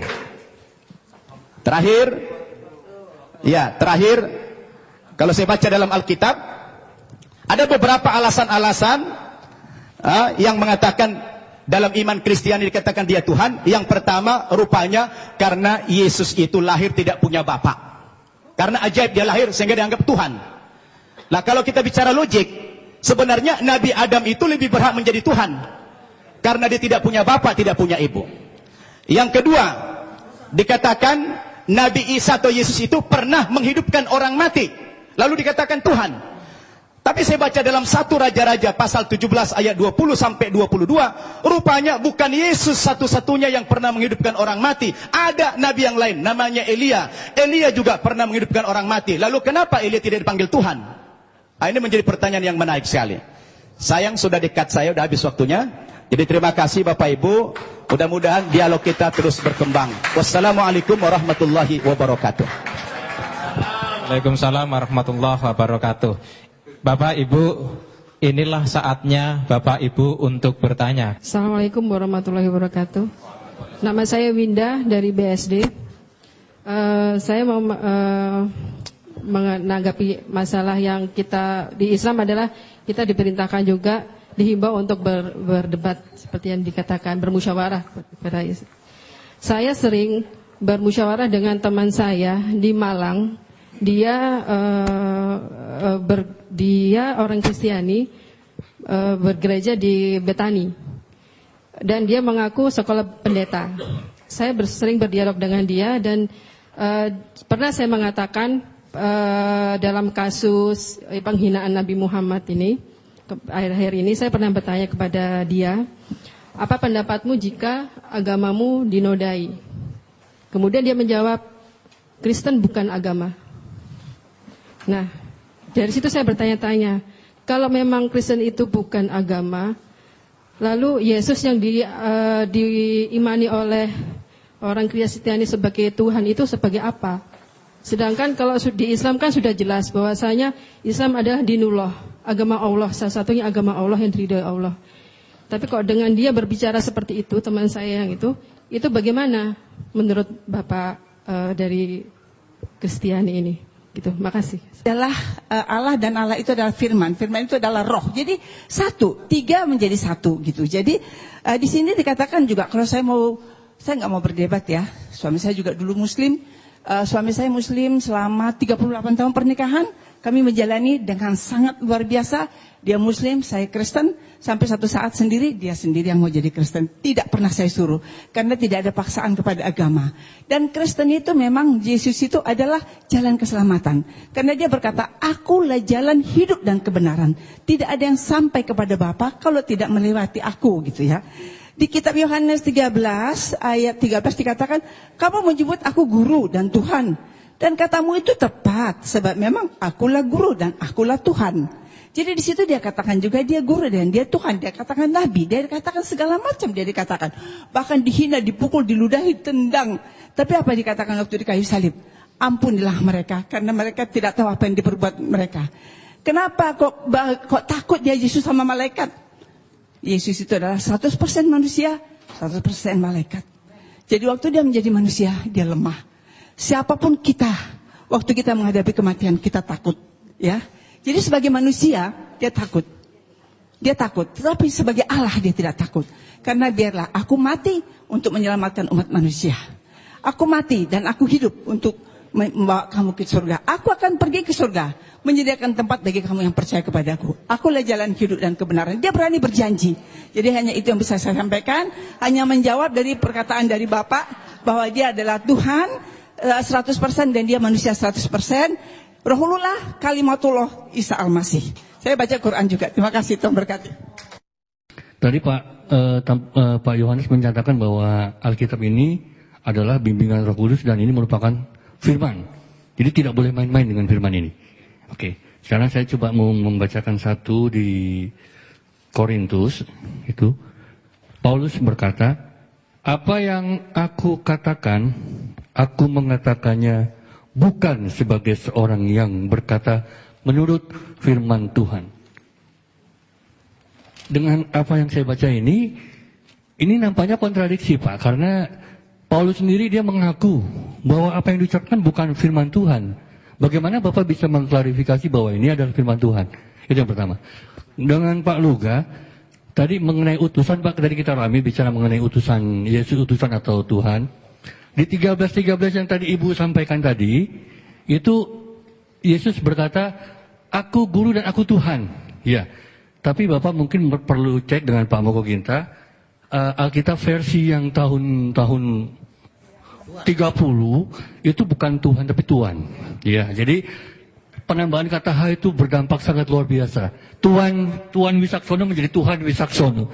Itu sangat bertentangan sekali, Pak. Oke, terus menyambung sedikit lagi di 13 masih di Yohanes juga, Yohanes 13 ayat 16, menurut saya sih ini ungkapan Yesus juga yang sangat jelas mengenai jati dirinya. Di mana Yesus berkata bahwa seorang utusan, dia utusan, ya. Dia tapi menyatakan dengan jelas, utusan itu tidak lebih tinggi daripada yang mengutus. Jadi ini secara logika itu tadi seperti dikatakan Pak Nababan tadi, akli tadi, kalau Yesus memang itu Tuhan, ya mestinya dia katakanlah, aku juga Tuhan, ya kan? Tapi dia bilang jangan jelas, seorang utusan tidak lebih tinggi daripada yang mengutus. Betul kan? Dan seorang hamba juga tidak lebih tinggi daripada yang menciptakan. Ya, terima kasih. Assalamualaikum warahmatullahi wabarakatuh. Assalamualaikum warahmatullahi wabarakatuh. Saya Mukti Ali, asal dari Sentul, Bogor. Tadi Pak Luga menjelaskan mengenai dari awal pernyataannya bahwa Yesus itu adalah Tuhan yang dahsyat, Tuhan yang hebat, Tuhan apa. Tapi tolong dijelaskan mengenai Matius 27:46. Itu peristiwa penyaliban ya. Dari jam 12 datang sebuah awan, hingga kira-kira pukul 3, berteriaklah Yesus dengan suara yang nyaring. Eli, Eli lama sabachthani. Tuhanku, Tuhanku, kenapa engkau tinggalkan aku? Lah, di sini kalau memang dia Tuhan yang dia panggil. Kemudian juga kok tidak sedahsyat yang Bapak sampaikan. Kemudian juga dalam tadi Bapak, mohon maaf Pak Yohanes, itu kan menyinggung masalah Lukas 4 ya. Lukas 24, mohon maaf, 24 yang 46-nya, bahwa Mesias akan dibangkitkan pada hari ketiga di antara orang mati. Mestinya dilanjutkan, dan ini sudah dijelaskan dalam kisah Raja-Raja, kemudian Mazmur dan Torah. Tapi demi Allah sampai saat ini saya tidak pernah menemukan, Pak. Mungkin Bapak bisa menjelaskan di mana itu. Kalau Tuhan memang benar, dia Tuhan yang menjelaskan, tidak berdusta, mestinya ada, Pak. Dalam Torah, Mazmur, kisah Raja-Raja, bahwa apa yang dinyatakan pada 46-nya itu, silakan dicek Lukas 24, 44 sampai 46. Itu dahsyat sekali, ayat-ayat misterius ini. Jadi ternyata tidak ada. Mohon maaf kalau saya katakan kok berdosa gitu. Assalamualaikum warahmatullahi wabarakatuh. Nama saya Eri dari Tangerang. Ya, jadi tadi mengatakan bahwa Paulus bisa dipercaya karena mukjizatnya yang masih ada sampai sekarang. Yang terjadi pada pendeta-pendeta yang banyak menyembuhkan orang-orang. Namun ada satu permasalahan tadi di mana ada orang yang mengaku dibayar. Dan Pak Luga sendiri mengatakan tidak bisa kalau hanya satu orang saja. Kalau saya baca itu pendekatan untuk menutupi. Karena kalau kita ingin tahu, pendekatan kita mestinya menganggap itu fenomena gunung es. Yang tampak hanya sedikit saja. Tapi yang di bawah sangat banyak. Itu yang sudah dibayar. Dan bagaimana yang terjadi pada yang terjadi di Kenya, saudari Esther Mwande, oleh pendeta Michael Njoroge, dia mengungkapkan bahwa saya disuruh untuk pura-pura sakit dan sembuh karena dia tidak dibayar akhirnya. Nah, jadi di mana letak mukjizatnya itu? Demikian, terima kasih. Saya sudah membaca bukunya Pak Insan. Masalah dia bilang ayat-ayat Nabi itu, terus terang saya udah banget ayat itu. Dan saya udah tahu banget itu. Yesus tidak tahu hari kiamat, bagaimana dia Tuhan. Kok dia yang gak tahu hari kiamat? Terus terang, saya udah tahu banget itu. Nah sekarang, saya sedang menunggu-nunggu, Tuhan kapan saya waktunya untuk menjelaskan ini. Saya pengen banget untuk menjelaskan ini. Dan waktunya adalah hari ini. Gitu loh. Jadi artinya terus terang, bukannya saya nggak ngerti, orang mengatakan, Yesus sendiri mengatakan tidak ada nabi ditolak di asalnya. Yesus mengaku dirinya nabi, ya kan? Saya ngerti banget ayat itu. Tapi satu hal ada yang tidak sanggup kalian pahami, karena firman Tuhan berkata bahwa Alkitab itu harus dimengerti dengan Roh Kudus. Daniel 1 ayat 20 dikatakan, orang yang bisa mengerti firman Tuhan itu dikaruniai 10 kali lebih cerdas. Artinya membutuhkan hikmat Tuhan yang jauh lebih dahsyat. Bukan hanya sekedar firman Tuhan ditafsir sembarangan, tidak seperti itu. Contoh, tidak pernah Yesus berkata, aku adalah nabi. Tetapi dia berkata, aku adalah anak Allah. Jadi Yesus tidak pernah mengaku nabi. Memang Yesus berkata, seorang nabi tidak diterima di asalnya. Sebenarnya Yesus sedang mengumpamakan dirinya dengan nabi-nabi karena orang-orang yang di situ belum ada yang menerima Yesus sebagai Tuhan, hanya sebagian. Jadi kalau Yesus mengatakan tidak ada seorang Tuhan, kan artinya Yesus menjelaskan ini, arti ayat ini cuma mengumpamakan nabi itu sebagai fungsi utusan dari Tuhan, karena memang Yesus dari Tuhan, tetapi dia tidak mengatakan aku adalah nabi. Nah, bagaimana kita tahu bahwa Yesus tidak pernah mengaku nabi? Rasul Yohanes di dalam Wahyu 19 ayat 16 menjelaskan tentang arti anak Allah. Arti anak Allah bukan nabi, karena pada waktu Yesus datang kedua kali di jubahnya tertulis Raja segala raja, King of Kings. Mana ada raja segala raja? Banyak. Kalau nabi kan banyak. Tapi kalau raja segala raja, raja di atas segala raja, berarti udah gak ada lagi di atasnya. Berarti dia adalah Tuhan, the King of Kings. Jadi begini, kita tidak bisa menafsirkan kitab para nabi menurut apa kata Ahmed Didat. Karena penafsiran-penafsiran Bapak Insan Mokoginta itu kan diambil dari Ahmed Didat. Hikmat-hikmatnya profesor doktor teologi yang gak bisa buat apa-apa. Jadi penafsiran tentang Yesus harus diteguhkan dengan tanda-tanda mujizat. Bukan hanya bergelar, hanya doktor profesor ditafsirkan. Contoh misalnya, inilah Nabi Yesus dari Nazaret. Memang banyak orang mengaku Yesus nabi, tetapi Yesus tadi menolak di Matius 16. Engkau adalah salah satu di antara para nabi. Jawab Yesus apa? Dia diam. Dia tidak mengatakan, iya betul kamu mengatakan bahwa aku adalah nabi. Dan Yesus, tolong tunjukkan Pak Insan di mana Yesus berkata, akulah. Bukan hanya ayat-ayat ini itu, tapi mana tunjuknya? Akulah nabi. Tetapi Yesus jelas berkata, aku adalah anak Allah. Dan penafsiran nggak boleh sembarangan, karena di 2 Petrus dikatakan tidak boleh orang menafsirkan kitab suci menurut kehendaknya sendiri. Haleluya. Berikan dulu kemuliaan buat Tuhan. Tuh siapa banget. Mana? 2 Petrus 2:1. Orang basik. Nih. Yang terutama kamu harus ketahui. Aduh, tuh, Tuhan marah kan? Nyalain lampu ya.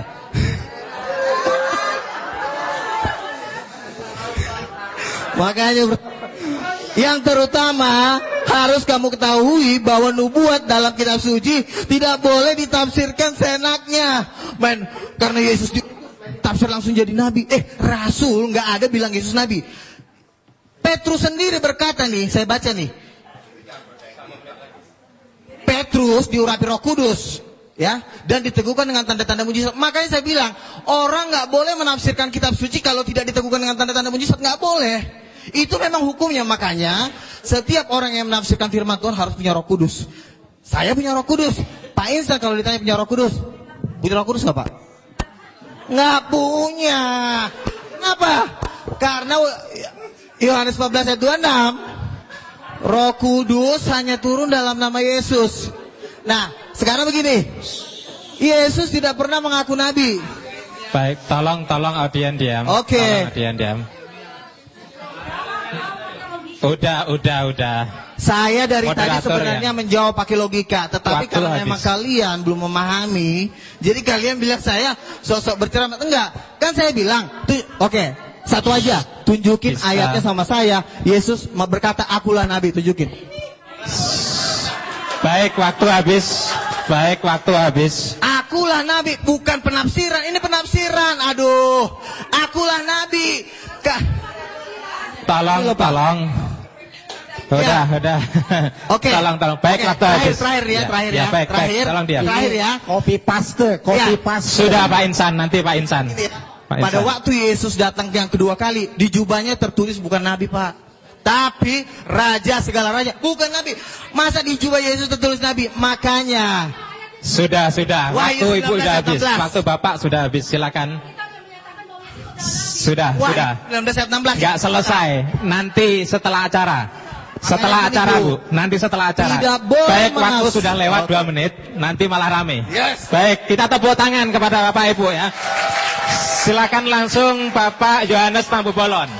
Tolong sekali lagi jangan bereaksi, jangan ditanggapi, jangan bicara nggak habis. Nanti kalau mau berdebat ketambahan setelah acara ini. Sepakat ya? Sepakat. Baik, silakan kepada beliau Bapak Yohanes Tampu Bolon. Nanti saya mau moderator lagi di luar ya. Silakan. Ya, terima kasih. Ya, pertama-tama saya mengucap syukur kita masih mau berdialog, itu aja ya. Mencari kebenaran itu pertama kali. Biarlah Tuhan yang memberikan hikmat kepada kita, dan lebih daripada itu saya harus katakan bahwa termasuk pembicara tadi masih mengambil ayat-ayat yang melihat Yesus saat di dunia gitu loh. Karena perlu saudara ketahui, Yesus itu pernah ada di dunia, pernah naik ke surga, bahkan akan datang sebagai hakim raja. Itu Alkitab menulis itu. Banyak ayatnya karena waktunya sebenarnya saya tidak sempat membaca. Karena apa? Coba aja 15 menit. Waktu sekarang saya komentar 5 menit. Bagaimana saya cepat hanya ambil. Tapi tunggu. Tetapi apa yang saya sampaikan itu berdasarkan firman, Bu. Ya, Yesus sebagai Mesias ada ayatnya. Ya, ayatnya antara lain di sini Yohanes 14:6, Yohanes 8:24, Kisah Para Rasul 4:12. Ini beberapa ayat. Jadi bukan tidak ada ayatnya. Memang benar Alkitab juga menulis Yesus sebagai nabi. Tapi Alkitab juga menulis Yesus sebagai Mesias, bahkan sebagai raja loh. Coba teliti lebih dalam lagi. Jadi saran saya kepada pembicara dan umat, karena ada kewajiban harus mengetahui rahasia firman ini. Tapi jangan dikatakan sudah dicampuri. Kalau kita berprinsip negatif ya repot memang. Kami juga nanti kalau berprinsip Al-Quran sudah bercampur ya repot juga. Jadi jangan begitu. Kita harus yakin bahwa ini dituliskan oleh para nabi dan rasul. Rasul itu bukan rasul-rasul palsu, Pak. Bukan nabi palsu. Itu teruji. Ini iman kita itu harus ada yang seperti itu. Jadi jangan. Kalau seperti itu memang susah kita titik temunya. Kita harus hormati kitab suci. Namanya kitab suci. Itu? Saya menghormati Alkitab. Alkitab dan Al-Quran. Maka saya hormati. Cuman kita cari titik temunya di mana. Karena memang ini kompleks. Rumit. Sangat dalam. Kalau kita tidak penuh oleh Roh Allah, memang sangat sulit mengertinya Bapak Ibu sekalian. Jadi itulah saran saya. Bukti daripada kebenaran Alkitab tidak hanya tertulis, tapi nyata di dalam kehidupan umat Kristen. Umat Kristen sekarang ini walaupun masih banyak yang tercemar, saya harus katakan, tapi banyak yang masih baik. Benar di hadapan Tuhan. Oleh karena mereka benar dan taat, sesuai dengan kehendak kitab suci Tuhan, taat, sehingga mereka memperoleh karunia. Karunia-karunia banyak pada orang-orang yang Kristen yang taat. Bahkan jawatan itu ada di orang Kristen sekarang ini menurut penelitian, Bu. Ada nabi, ada rasul, ada di Alkitab. Dan Alkitab memang mengatakan harus ada itu. Itulah artinya Tuhan kita masih hidup. Roh Kudus masih ada. Jadi kalau misalnya Al-Quran tidak mengatakan tidak ada nabi, ya coba review lagi. Saya harus katakan review lagi. Karena apa? Tuhan itu adalah roh. Dia berfirman melalui nabi dan rasulnya. Apakah Tuhan kita mati tidak berfirman lagi sekarang? Ini pertanyaan saya kepada saudara-saudara. Saya ini orang bernubuat, mendapat rahasia Tuhan melalui mimpi, penglihatan, firman rema, mujizat. Ini yang saya tuliskan ini. Rahasia gempa banjir itu di sini, Pak. Itu menyaksikan Yesus yang datang sebagai hakim raja. Ini kenyataan. Ada di Alkitab, bahkan katanya tadi di Al-Quran ada, belum saya baca memang. Ya puji Tuhan ada titik temunya. Nah, jadi di sini kita mari pencerahan. Satu poin lagi yang harus saya sampaikan dari berbagai pertanyaan tadi, ya. Ada keunggulan daripada pengikut Kristen daripada saudara kita Islam. Menguasai ilmu pengetahuan dan teknologi. Karena apa? Karena Roh Kudus itu ada di dalam hati kita ini. Roh itu adalah Roh Allah sendiri. Berkuasa dan dahsyat. Itu saudara sebab itu. Tapi kuncinya itu ketika kita percaya kepada Isa Al-Masih karena mengkuduskan kita. Karena kita ini sudah berdosa. Hanya Yesus telah datang mensucikan kita. Sehingga kita bisa seperti gambar Allah. Sifatnya Allah. Benar saudara-saudara. Saya menjadi saksi di sekarang ini. Kuasa dukun itu nggak pernah mampan kepada saya. Itu saudara-saudara. Bahkan saya menghancurkan kuasa iblis bisa. Oh bayangkan itu. Oh saya saksi itu. Banyak pengalaman saya. Nanti suatu saksi saya saksikan suatu saat. Habis ya. Puji Tuhan. Terima kasih. Kita tepuk tangan sekali lagi. Jangan sampai ada kuasa-kuasa iblis di sini. Pasti akan lenyap. Baik, untuk yang ketiga 5 menit kepada beliau Pak Insan Mekoginta dipersilakan. Tolong jangan pulang dulu. Ya, baiklah. Mana-mana. Mic itu lebih bagus barangkali. Tes, ya. Ya, tadi kita sudah mendengar bahwa kata Pak Luga Tambunan, mana ada dalilnya Yesus mengatakan dia Tuhan, Nabi. Ternyata ini semua 4 Injil kan? Ini kata siapa ini? Kata siapa semua ini? Kata Yesus kan? Ini ucapan Yesus sendiri mengatakan bahwa dia itu seorang nabi. Jadi apa yang saya kutip ke sini itu copy paste, tidak ditambah, tidak dikurangin. Katanya saya menafsirkan sendiri. Ini kan saya ambil dari Alkitab, tidak ditambah, tidak dikurangi. Yang mengatakan Yesus sendiri bahwa dia itu hanya seorang nabi. Dan nabi itu pasti kan bukan Tuhan. Ayat harus ditafsir dengan ayat, tidak bisa. Jadi harus ada ayat penafsiran lagi. Makanya saya katakan Rasul Yohanes menafsirkan anak Allah itu raja. Jadi harus ada penafsiran ayat dengan ayat. Tidak bisa kan seperti itu. Saya. Jangan diambil lah waktu saya. Ya. Jadi Yesus itu manusia, dia nabi, bukan Tuhan. Bahkan ada di sini, ia bukan manusia. Sebab aku ini Allah dan bukan manusia. Jadi Yesus itu nggak mungkin Allah. Allah aja nggak bisa jadi manusia, bukan manusia, apalagi Yesus. Nah, baik, saya akan melanjutkan ini. Komentar para tokoh Kristen dan Katolik tentang ketuhanan Yesus. Nah, saya punya buku. Ini ditulis oleh seorang Kristen, namanya Franz Donald. Dia Kristen Tauhid namanya. Tidak percaya Yesus Tuhan lagi. Ya. Nah, dalam buku ini saya kutip. Ya, kita lihat. Komentar dan berani para tokoh Alkitab dalam seminar diskusi intelektual keilahian Yesus Kristus dari perspektif Alkitab. Nah, kita lihat pertanyaannya, mana yang benar? Yesus Kristus itu anak Allah atau Allah anak atau keduanya atau lainnya? Nah, pendeta Dri ini Brotosudarmo, dia mengatakan Yesus adalah dikatakan Yesus adalah anak Allah, bukan Allah anak. Nah, ini saya tegaskan, di dalam Yesus kita dapat mengenal Allah. Kemudian kita lihat Profesor Banawi Ratma. Saya tidak mengatakan Yesus itu Allah. Yesus itu anak Allah. Dan dogma Yesus sebagai Allah adalah hasil rumusan Konsili Nicea tahun 325 Masehi. Konsili Nicea inilah yang menjadikan Yesus sebagai anak Allah. Beliau menegaskan pula bahwa konsili itu tidak alkitabiah. Nah, kesalahannya katanya dogma teologi dianggap bisa memberikan kesimpulan tentang Trinitas yang terjangkau, padahal tidak. Saya tidak setuju dengan bahasa dogma. Saya lebih suka memilih yang sederhana, yaitu bahasa Alkitab. Yesus bukan Allah, tapi Yesus jalan menuju Allah. Beliau menegaskan pula bahwa memang saat ini jemaat-jemaat sudah punya tradisi bahwa Yesus adalah Allah. Gereja sangat sulit mengubah teks liturgis yang bernada dogmatis. Ungkapnya, beliau mengungkapkan, andai kata gereja-gereja berani sepakat untuk merombak dogma liturgis, maksudnya tentang Trinitas, ya silakan. Nah, ya kan? Nah, kemudian ini Hortensius. Dia sarjana sekolah tinggi filsafat. Dalam acara tersebut, beliau katakan apa? Yesus itu tidak pernah memperkenalkan dirinya sebagai Allah. Yang juga dikatakan Paulus tidak pernah menyebut Yesus Kristus sebagai Allah. Jadi beliau yang sangat paham bahasa Ibrani dan Yunani menegaskan pula, harus ditegaskan bahwa dalam perjanjian baru tidak pernah ada rumusan Yesus adalah Allah. Nah, dengan sangat berani dan tajam beliau sampaikan pendapatnya yang sangat mengagetkan para hadirin yang mendengarnya. Kata beliau, saya keberatan dengan istilah Allah Bapa, Allah Anak dan Allah Roh Kudus. Selanjutnya beliau katakan, Yesus itu jalan menuju Allah. Rumusan 100% Allah, 100% manusia itu hasil konsili Kalkedon. Bukan kitab suci. Dalam Alkitab, Yesus tidak pernah disebut sebagai Allah sejati. Menurut Romo Tom Yakob, dari Katolik ini.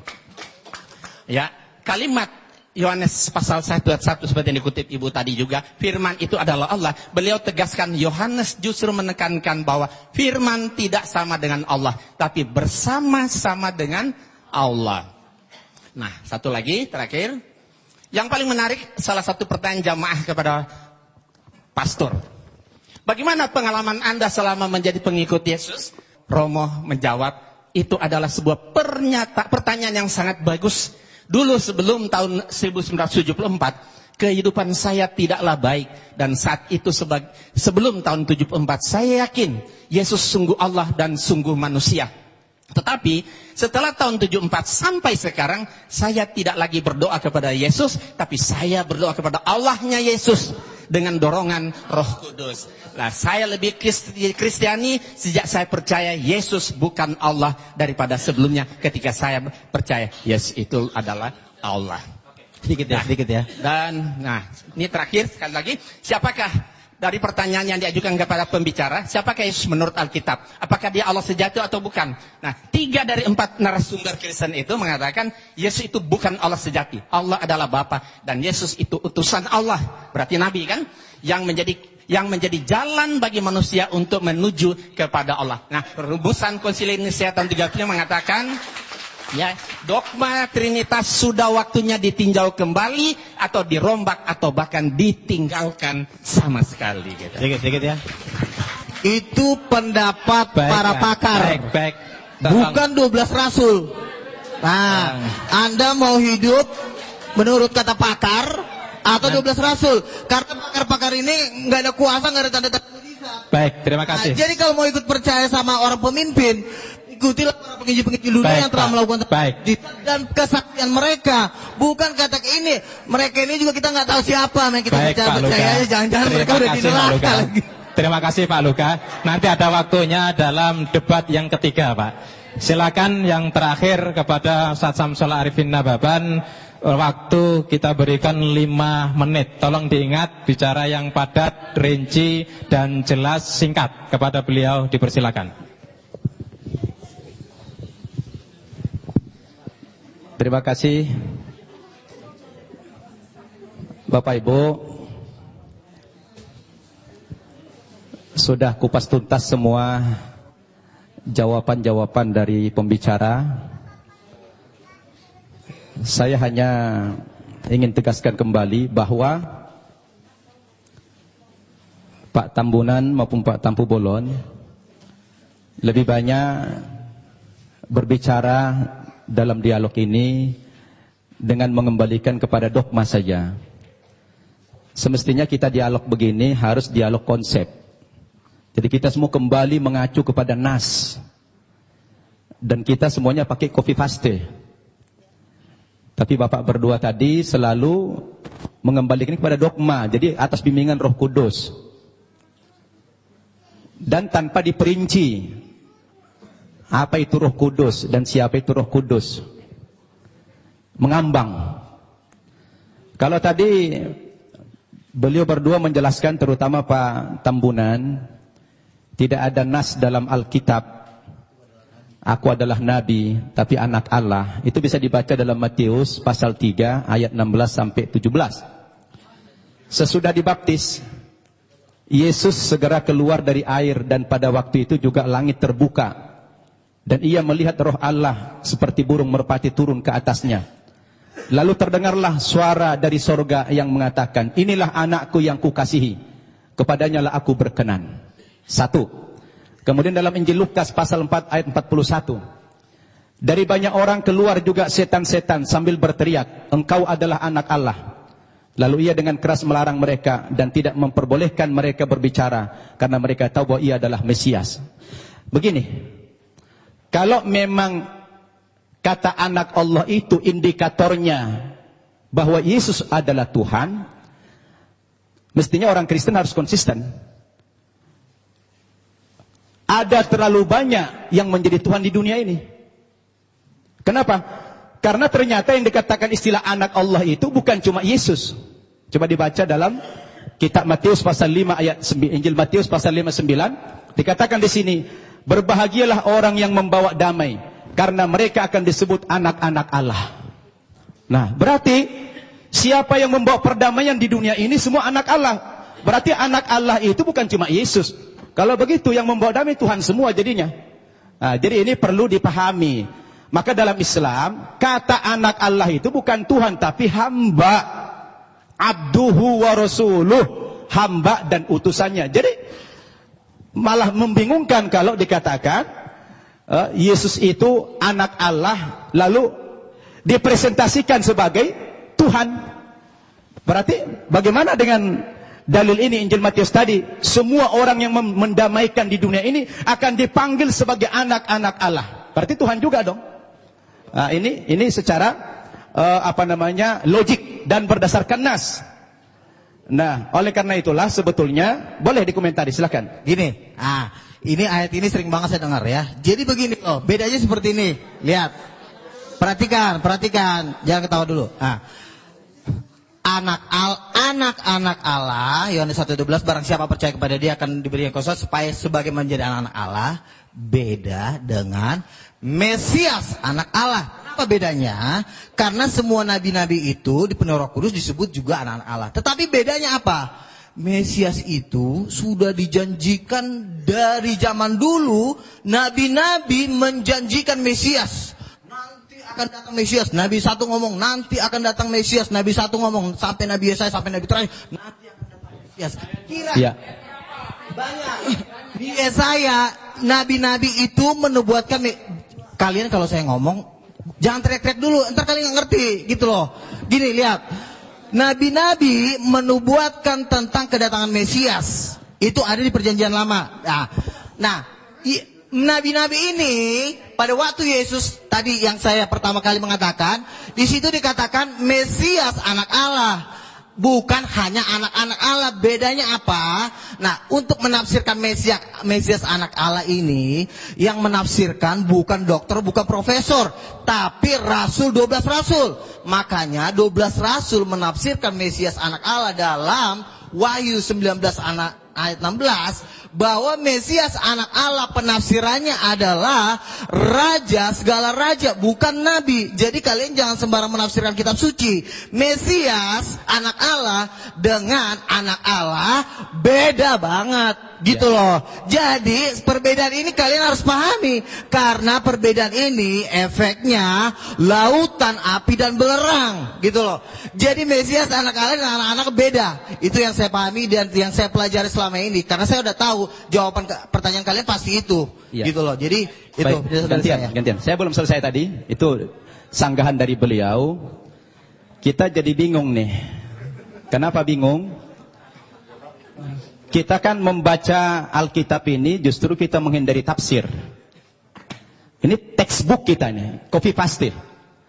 Kalau memang tulisan-tulisan kami yang mengambil dari Alkitab ini dianggap salah, padahal ini adalah textbook kami menulis di sini. Terus apalagi yang dipakai sebagai hujah, sebagai jangan baca argumen. satu ayat aja, Pak. Makanya baca jadi dulu gini, kitab Wahyu, jangan cuma baca. Saya mau kembali kepada teks lagi. Di antara indikasi juga Yesus bukan Tuhan, saya baca dalam Injil Markus pasal 13 ayat 31 sampai 32. Dikatakan dalam ayat ini, Yesus tidak tahu kapan kiamat itu terjadi. Masa ada Tuhan tidak tahu kiamat kapan terjadi? Nah, ini menjadi pertanyaan yang menarik sebetulnya. Ini tanpa tafsir, ini bukan tafsir. Jadi ini bukan tafsir, kami nggak berhak menafsirkan. Makanya kami hanya textbook saja. Kembali kepada copy paste ini. Nah, terkecuali kalau bapak-bapak tidak lagi mengakui Alkitab ini, lain soal. Jadi kalau mau dibantah, sebetulnya jangan dibantah kami, dibantah saja itu Alkitab. Karena kami hanya menyadur saja. Iya, demikian. Terima kasih.